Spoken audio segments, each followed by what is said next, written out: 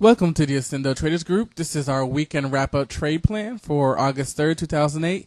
AccendoTraders.com. Effective trade plans delivered daily.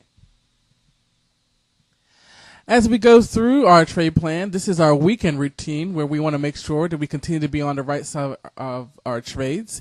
So to do that, we got to check what's coming down the pipes as far as market moving news. We also want to check out what some of the experts are saying by looking at some newsletter and some blogs, look at sectors to see how they're trending.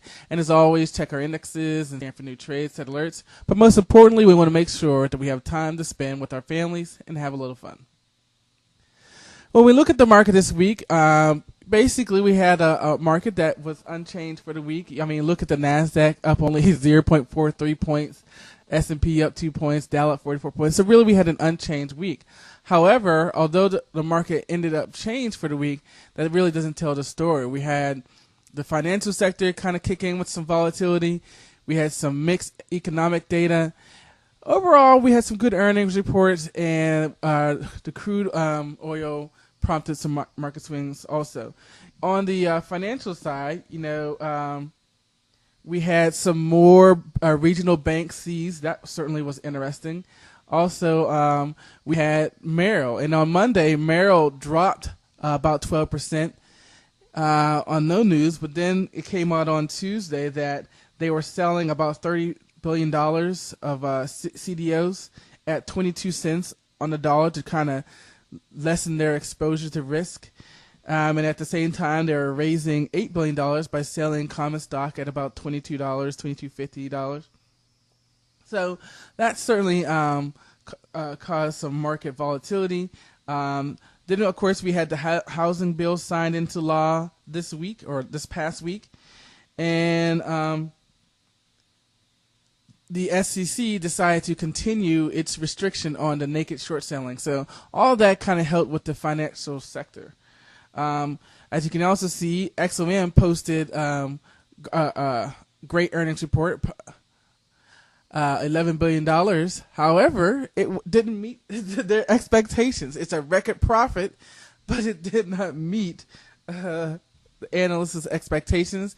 United States Steel's X posted blowout earnings, and GM posted a loss as they away from the SUV. At the economic data, we can see that the second quarter GDP rose 1.9%. Many believe that was due to the stimulus package that was released. But then on Friday, we had non-farm sales fall by 51,000, but that was better than expected because they were expecting it to fall by 75,000. And then the ISM index came in at a 50. And remember, above 50 good, below 50 bad. So it came in basically unchanged. We will look at oil. It went on a roller coaster ride, going from highs of 128 down to lows around 120.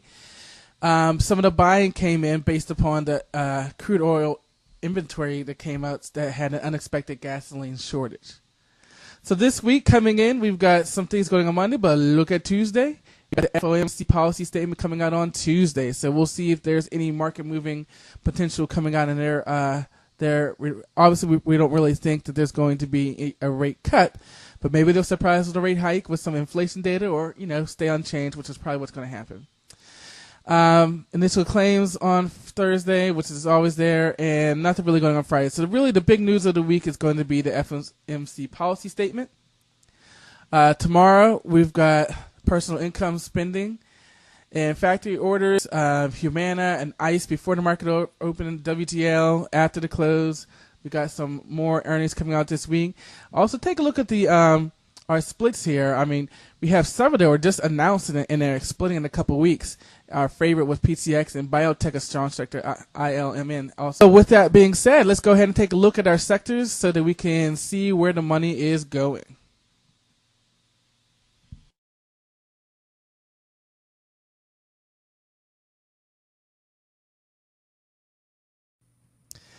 So as we begin to look at our sectors, we'll start off here with agriculture. And you can see, what did we talk about last week? We had this support at 350 and booyah, it held. But now we've come up to this resistance of the moving averages, and now it looks like it's heading back down to 350. So I would say agriculture is a sort of an aggressive bearish play here. And then we've got energy also, but you can see that energy is basing out. So it's bearish, but it's basing. Also oil, same thing here, bearish, but it is basing. Then we have our metals.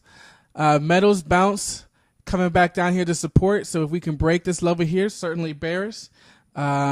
Steel, bearish, same thing, bounce coming back down. Gold, also bearish, coming back down. Now we have some brokers. Now this is the regional brokers, but they certainly look bullish here. So I kind of like this, what's going on here. Biotech from last week, still looking bullish. We did drop down here on Friday, but still bullish. Remember, we have that split play ILMN that was bearish. I'm sorry, bullish. We have railroads that we like here. Even though we had, again, a fallback here, still like railroads to the bullish side. Shipping, on the other hand, just kind of bearish and not really doing much of anything, but I wonder if this push down is going to lead to a harder push down.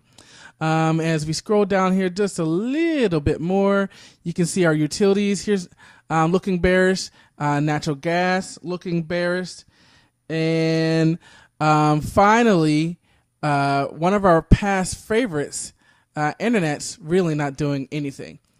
So we've got oil, metals, energy, steel, shipping, gold, utilities, both gas and regular, as bearish, and on the bullish side, biotech, regional banks, and railroads.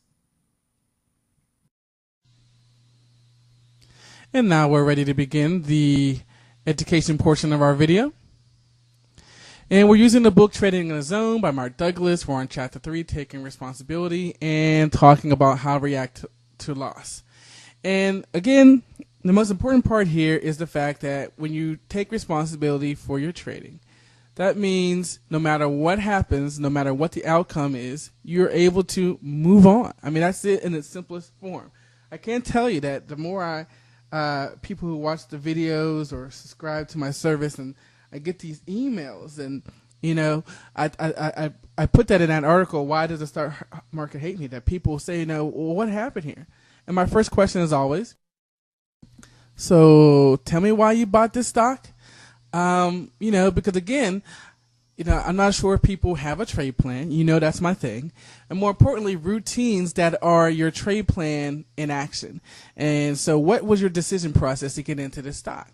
When I look at the stocks that people send me, or people talk about, you know, I had a bad day today.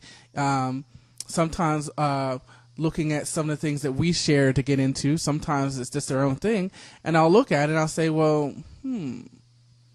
what really convinced you to buy that? I understand it's on a watch list or your watch list. It could be in your basket of stocks that you watch all the time. But just because you watch the stock or just because you give an alert does not mean buy it. You still have to have a routine, a checklist to give that confirmation that now is the time to get in. You know, we can't be mad at the market. The market provides information for us, and that's what he goes on into this in that second paragraph to say the market just generates information, and then based upon that, we look at that information and we make decisions to get into a position, to get out of position, to extend our position, to lighten our positions. You know, we look at the information and we make choices. Hopefully they're not emotional choices, and hopefully you have a system, routines, trade plans in place to help you calculate your decisions. However, it's still your decision, and taking responsibility means that no matter what the outcome is, the result of that trade is based upon how you saw the market and how whether or not what your perceptions are actually came to true. It's your decision to take action, and you have to be able to accept that action. So, you know, again, why did you get into that trade? We're going to end it there. We're putting together some things to help, obviously, people make good decisions. We're putting together a ebook right now on routines that you should have as a part of your trade plan. Again, your trade plan is what's going to make you a successful trader. And the routines within that trade plan is putting that decisions that you make into action. For those of you who want to get the full version of this weekend's trade plan, you know, get the podcast version. If you're ready to step up and become a member of the Accendo Traders Group and subscribe to our daily trade plan videos. Again, they're all a half hour long, not these short 10 minutes that you're seeing now. And again, the key here is you see it on video. You're not reading it. You see on video what we're talking about. You may not always agree, but you'll see it, and you can see the interest, and you can see how to set your alerts. Always, we continue to appreciate the feedback, and check out the blog. We put some of the videos there also. Trade at your own risk, and I will see you guys next time.